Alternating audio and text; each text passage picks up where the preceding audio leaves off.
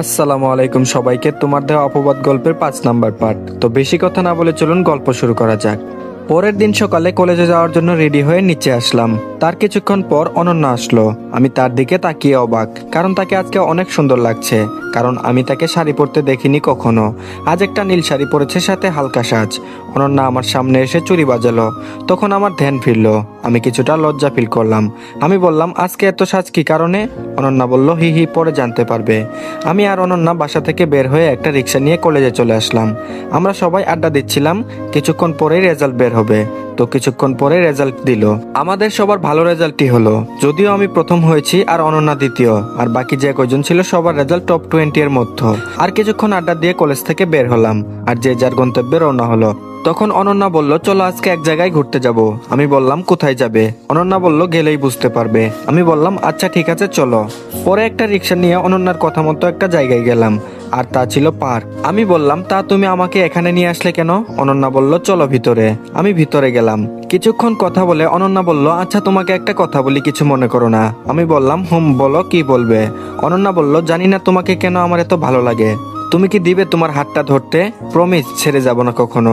আমি সত্যি তোমাকে ভালোবেসে ফেলেছি। পারবে কি আমাকে তোমার জীবন সঙ্গী করতে?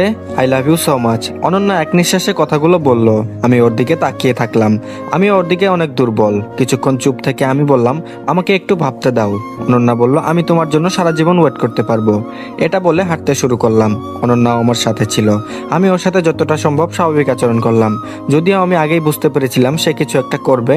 তারপর একই রিক্সাতে আবার বাসায় চলে আসলাম। সেদিনের মতো দিনটা ভালোই কাটলো। রাতে আমি একটা চিঠি লিখলাম। এদিকে আঙ্কেল মনে মনে বলে, আমি একজন বিশ্বাসী লোক পেয়েছি, তার সাথে আমি অনন্যার বিবাহ দিব। একদম আমার মনের মতো ছেলেটা। পরের দিন সকালে অনন্যা তাড়াতাড়ি ঘুম থেকে উঠে পড়ে, আর আমার রুমের দিকে এসে দেখে রুমে হালকা চাপানো, ভিতর দিয়ে লক করা ছিল না। কৌতূহলবশত সে রুমে প্রবেশ করলো। রুমে গিয়ে দেখে আমি নেই। ওয়াশরুমের দরজা খোলা। সে ভাবলো এত সকালে সে কোথায় গেল। তখন তার চোখটা টেবিলের দিকে গেল। মোবাইলের নিচে একটা কাগজ আটকানো, আর তাতে একটা নোট লেখা। আর অনন্যা নোটটা পড়তে লাগলো। আমি অনেক আগে থেকে তোমাকে লাইক করতাম, আর তুমি যে আমাকে ভালোবাসো তা আগে থেকে আমি জানি। কিন্তু কিভাবে জানতাম জানো? আমি তোমার ডায়েরিটা পড়ে জেনেছিলাম। আর হ্যাঁ, তুমি ওই দিন তোমার এক আত্মীয়ের বাড়িতে গিয়েছিলে, আর আমি একটা বই খুঁজতে তোমার রুমে গিয়েছিলাম, আর সাথে ডায়েরিটা পাই। তোমাকে না জানিয়ে ডায়েরিটা নেওয়ার জন্য সরি।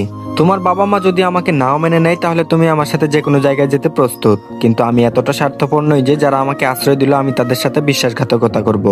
আর হ্যাঁ, তুমি নিজের যত্ন নিও। আঙ্কেলের কথা অনুযায়ী চলো। আর উনি যার সাথে তোমার বিয়ে ঠিক করেছেন তাকে বিয়ে করো, বেঁচে থাকলে আবার দেখা হতে পারে। আমি চললাম অজানা কোনো গন্তব্যে। ইদি, তোমার আবির। এটা পরে অনন্যা কাঁদতে থাকলো। তখন আঙ্কেল আসলেন। আঙ্কেল বলল, কাঁদছিস কেন? তখন অনন্যা আঙ্কেলকে চিঠিটা দেয় আর বলে, আবির চলে গেছে। আঙ্কেল চিঠিটা পরে বসে পড়লেন আর বললেন, সে একবারও বলতে পারলো না। আর আমি তোর জন্য যে ছেলেটা ঠিক করেছিলাম সে আর কেউ নয়, সে আবির। আমি কি জানতাম সে চলে যাবে? অনন্যা বলল, আমি কিছু জানি না, তুমি আমার আবিরকে আমার কাছে ফিরিয়ে দাও। আঙ্কেল বলল, চিন্তা করিস না, তোর ভাগ্যে থাকলে এমনিতেই আসবে, আর আমি তাকে খুঁজে বের করব। অনন্যা বলল, তাই যেন হয়। আর হ্যাঁ, কিছুদিন আগে আঙ্কেল বলেন, আমি তোর জন্য একটা ছেলে ঠিক করেছি, আর কোনো কথা বলবি না, ছেলেটা অনেক ভালো, তোর পড়ালেখা শেষ হলে বিয়ে দিয়ে দিব। তখন অনন্যা দেখলাম খাওয়ার টেবিল থেকে চলে গেল, আর আঙ্কেল মুচকে হাসলেন। আমি ওদের বাসা থেকে বের হয়ে রওনা দিলাম অজানা গন্তব্যে। কোথায় যাব জানি না। পরিচিত কোথাও যাওয়া যাবে না, তাহলে অনন্যা জেনে যাবে। এইসব কথা ভাবছিলাম আর হাঁটতেছিলাম। তখন একজনের সাথে ধাক্কা খেলাম, আর আমি তার দিকে তাকিয়ে আছি। ছেলেটা বলল, আজব তো, দেখে চলতে পারেন না? আমি কিছু বললাম না। তখন ছেলেটিকে আমার দিকে তাকিয়ে আবার বলল, ভাই আপনি? আমি বললাম, ছেলেটা হলো নাইম, ওই যে ছেলেটা অনন্যার মোবাইল ছিনতাই করতে চেয়েছিল। এখন নিশ্চয়ই বুঝতে পারছেন এই ছেলেটিকে। আমি বললাম, কেমন আছোস তুই? আর আমাকে তুমি করে বলবি। ছেলেটি বলল, ভাই আল্লাহর রহমতে ভালোই আছি। আর তুমি যে টাকা দিয়েছিলে তা দিয়ে কতদিন ওই কাজ করে এখন 2টা দোকান দিয়েছি, আর দোকানে 2জন কর্মচারী আছে। তবে আমিও মাঝে মাঝে যাই। আর এখানে আমি আর মা মোটামুটি একটা বড় বাড়ি নিয়ে থাকি। তা তুমি কেমন আছো? আমি বললাম, আছি কোনো রকম। আচ্ছা, একটা থাকার জায়গা জোগাড় করে দিতে পারবি? আর কোনো একটা কাজ খুঁজে নিব। আমি বাড়ি থেকে চলে এসেছি তা তাকে বলেছি, আর কি কারণে এসেছি তা বলিনি। নাইম বলল, অন্য কোথাও যাওয়া লাগবে না, আমাদের সাথে থাকবে। 3 রুমের একটা ফ্ল্যাট খালি পড়ে থাকে, তোমার অবশ্যই কোনো চাকরি হয়ে যাবে। আর মাকে তোমার কথা বলেছিলাম, মা তোমাকে দেখতে চেয়েছেন। আমি বললাম, চল। নাইম এখানে কোনো একটা কাজে এসেছিল আর তার সাথে দেখা হবে আমি ভাবতে পারিনি। আমি আর নাইম চলে আসলাম তাদের বাসায়। এই বাসাটা অনন্যাদের বাসা থেকে অনেকটু দূরে, রিক্সাতে আসলে প্রায় 1 ঘন্টা লাগবে। এটা শহর, এক বাসা থেকে অন্য বাসার লোকদের চেনা যায় না, আবার এত দূরে তো কখনোই সম্ভব না। আমি রুমে প্রবেশ করলাম। নাইম বলল, মা দেখো কাকে এনেছি। নাইমের মা বলল, কাকে এনেছিস? ওই যে তোমাকে যার কথা বললাম ওই ভাইটা। আন্টি আমাকে আপ্যায়ন করলেন আর নাইম বলল সে বাসা থেকে রাগ করে এসে পড়েছে, তাই আমাদের এখানে থাকবে। নাইমের মা বলল, তাতে কোনো সমস্যা নেই, তার যতদিন ইচ্ছা থাকবে, কোনো সমস্যা নেই। আর আমাকে আমার রুম দেখিয়ে দিলেন। দুপুরে খাওয়া দাওয়ার পরে নাইম আমাকে নিয়ে একটা দোকানে গেল, কিছুটা বড় দোকান। ওখান থেকে কয়েকটা প্যান্ট শার্ট নিল আর বলল এটা আমার দোকান। আমি বললাম তাহলে তো অনেক উন্নতি হয়েছে। নাইম বলল, সেদিন আপনি আমাকে এই পথ না দেখালে হয়তো পারতাম না। তারপরে বাসায় চলে আসলাম। পরের দিন চাকরি খুঁজতে বের হলাম। আর চাকরির জন্য কাগজপত্র লাগবে, তাই কলেজ থেকে সার্টিফিকেট ও টিসি আনলাম এজন্য যেন অনন্যার সাথে আর দেখা না হয়। চাকরি খুঁজতে খুঁজতে একটা পেলাম। অফিসটা খুব বড় না, মাঝারি, প্রায় 200-300 কর্মচারী রয়েছে। এখানে যে সকল প্রোডাক্ট তৈরি হয় তার সম্পর্কে ভালো ধারণা আছে, তাই যে সকল প্রশ্ন জিজ্ঞাসা করলেন সব সঠিক উত্তর দিলাম। যদিও আমি রায়ান চৌধুরী অফিসে তার দেওয়া কার্ড অনুযায়ী চাকরি করতে পারতাম, কিন্তু ওখানে আমি যাব না, কেননা ওনার সাথে আমান চৌধুরী বা অনন্যার বাবার ব্যবসায়িক সম্পর্ক আছে, যে কারণে ওনাদের ওখানে গেলে অনন্যা জেনে যাওয়ার সম্ভাবনা আছে, তাই সেখানে যাইনি। এখানে চাকরি সম্পূর্ণ হওয়ার পর কালকে থেকে চাকরিতে আসতে বলেছে। আমি অফিস থেকে বের হয়ে মিষ্টি নিয়ে বাসায় রওনা দিলাম। বাসায় এসে সবাইকে জানালাম আমার চাকরি হয়েছে, আর ওনারাও খুশি হলেন। যেহেতু চাকরি হয়ে গেছে তাই আমাকে অন্য কোনো এক ভার্সিটিতে ভর্তি হতে হবে। বাসা থেকে প্রায় অনেক দূরে একটা ভার্সিটিতে ভর্তি হলাম, অবশ্য অফিস থেকে অনেকটাই কাছে। আর নাইমও এখন ইন্টার সেকেন্ড ইয়ারে পড়ে। পরের দিন সকালে নাস্তা খেয়ে রওনা হলাম অফিসের দিকে। আজকে অফিসে প্রথম দিন, সেভাবেই নিজেকে প্রস্তুত করেছি। অফিসে যাওয়ার পর আমার ডেস্ক দেখিয়ে দেওয়া হলো আর আমি ওখানে গিয়ে বসলাম। আর তখন পিয়ন এসে বলল, স্যার আপনাকে তার রুমে ডেকেছেন। আমি বললাম আচ্ছা আমি আসছি। এটা বললে পিয়ন চলে গেল। আমি বসে রুমের দিকে যেতে লাগলাম। এর মাঝে অফিসের কিছু বিবরণ দেই। এখানে সবাই আমার থেকে বয়সে বড়, আর শুনেছি বস নাকি অনেক ভালো। এর মাঝে আমি বসের রুমের সামনে এসে বললাম, স্যার আসতে পারি? জয় খান মানে আমার বস বলল, হুম আসেন। আমাদের বসের নাম জয় খান আর উপাধি বা বংশের নাম খান। বয়সে আমার মতোই হবে। উনার বাবা তাকে সব বুঝিয়ে দিয়েছেন, বাবার একমাত্র ছেলে। জয় খান বলল, তা আপনার নামই তো আবির। আমি বললাম হুম। জয় খান বলল, এই ফাইলটা নেও আর সম্পূর্ণ করে দাও, আজকেই দিতে হবে এটা। আমি বললাম আচ্ছা। আমি বসের রুম থেকে গিয়ে আমার ডেস্কে বসে পড়লাম আর স্যারের কথা মতো ফাইলটা রেডি করলাম। যেহেতু এই কাজে আমার ধারণা অনেক, তাই আমি কিছু সময়ের মধ্যে কাজটা করে ফেললাম। আমার কাজের গতি থেকে স্যার অবাক হলেন। স্যার বলল, এত তাড়াতাড়ি কাজ সম্পূর্ণ করলেন কেমনে? আমি বললাম আমার এই বিষয়ে ধারণা আছে ভালোই, তাই পেরেছি। সেদিনের মতো আরো কিছু কাজ করে বাসায় চলে আসলাম। আর বাসায় এসে আমার জন্য একটা সারপ্রাইজ অপেক্ষা করছে তা আমি জানতাম না, কেননা নাইম আমার জন্য ছোট একটা মোবাইল কিনে এনেছে, সাথে একটা সিমও আছে। আমার ফোন কেনার কারণ, আমি আগের ফোন অনন্যাদের বাসায় রেখে এসেছি। আমি ফ্রেশ হয়ে আরাফাতের কাছে ফোন দিলাম। আমি বললাম, মা কেমন আছে? আরাফাত বলল, হুম ভালো আছে। কিছু সময় কথা বলে ফোনটা রেখে দিলাম। এভাবে চলে গেল 3 মাস।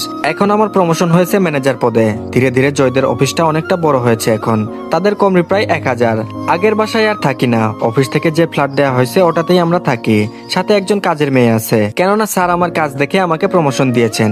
আমি বললাম, স্যার আমার কিছুদিনের ছুটি লাগবে। স্যার বলল, কি জন্য? আমি বললাম, আমার 2য় বর্ষের পরীক্ষা শুরু হবে। স্যার বলল, আচ্ছা ঠিক আছে। আর এর কারণে আমি 15 দিনের ছুটি নিলাম। আজকে পরীক্ষা, তাই প্রিপারেশন মোটামুটি নিয়ে কলেজে গেলাম। আমার সিট খুঁজে আমি আমার সিটে গিয়ে বসলাম। কিছুক্ষণ পরে একজন রুমে প্রবেশ করলো, যাকে দেখে আমি অবাক, কেননা সে আর কেউ নয়, সে হচ্ছে জয়, মানে আমার স্যার। আমি বললাম, স্যার আপনি এখানে কেন? স্যার বলল, কিন্তু তুমি এখানে কেন?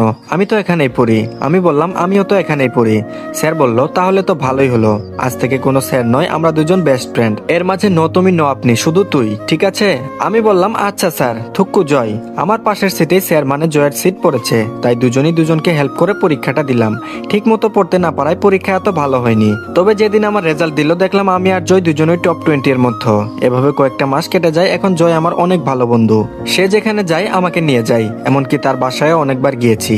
এমনি একদিন অফিসে কাজে এক জায়গায় যেতে হবে, তাই জয়ের সাথে আমাকে নিয়ে গেল। আর যেখানে যাওয়া হলো তা ছিল সিলেট। আমি আর জয় রেডি হয়ে নিজস্ব গাড়ি থাকতেও বাসের টিকিট কাটলাম। আর সিটে যেয়ে বসার সময় একটা ঘটনা ঘটলো। জয় আর আমার দুজনের সিট ভিন্ন জায়গায় পড়লো, তাই অন্যজনের সাথে সিটটা পরিবর্তন করতে চাইলাম, কিন্তু পারলাম না। এদিকে ওর সাথে একটা ছেলে বসলো আর আমি আমার সিটে বসে পড়লাম।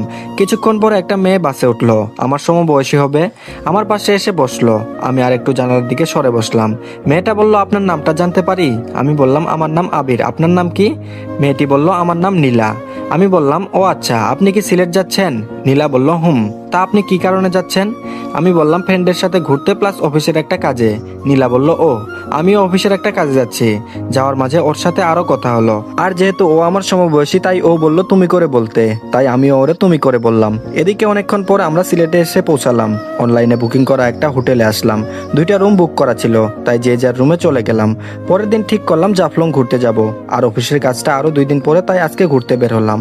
ঘুরলাম অনেক আর ছবিও তুললাম, তারপরে বাসায় চলে আসলাম। পরের দিন অফিসের কাজে যেতে হবে। এখানে প্রায় অনেক কোম্পানি রয়েছে, যার মধ্যে যাদের কাজ ভালো হয়েছে তাদের কাজটা দেওয়া হবে। প্রায় 20 কোটি টাকার লেনদেন, তাই ভালো কোম্পানিকে দেওয়া হবে। ওখানে গিয়ে আমি অবাক, কেননা নীলাও ওখানে উপস্থিত। সে এসেছে আর কে কোম্পানি অফ ইনস্টিটিউট থেকে, আর যারা কাজ দিবে তাকে দেখে আমি আরো বেশি অবাক হয়ে গিয়েছি, কেননা তিনি হলেন রায়হান চৌধুরী। দেশে বিদেশে অনেক ওনার ব্রাঞ্চ রয়েছে। কিছুক্ষণ পরে জয়দেব কোম্পানির নাম বলা হলো, কেননা বিগত কয়েক মাসে ভালো পজিশনে চলে এসেছে। যখন ডাক দেওয়া হলো তখন জয় গেল।